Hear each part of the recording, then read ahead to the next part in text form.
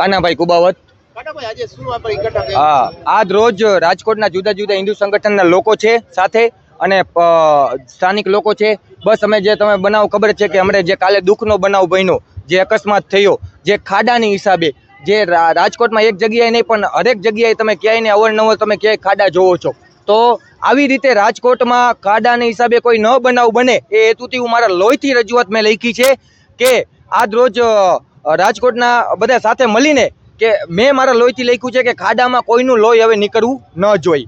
બીજું કે કોઈ પણ રોડ રસ્તાનું કામ ચાલુ હોય તો એનું ચાલુ તમે કરી દો. અને જે કાલે બનાવ બન્યો એ બહુ દુઃખનો બનાવ હતો, તો એના પરિવારને પણ સરકાર મદદરૂપ થાય, સહાયરૂપ કરે અને એને અથવા તો નોકરીને એ બધું મળે એવી અમે માંગ કરી રહ્યા છીએ. જે પદાધિકારીઓ, જે અમુક અધિકારીઓ છે જે ધ્યાન નથી દેતા, તો એની ઉપર કાયદેસર કાર્યવાહી થાય એવી અમે માંગ કરી રહ્યા છીએ.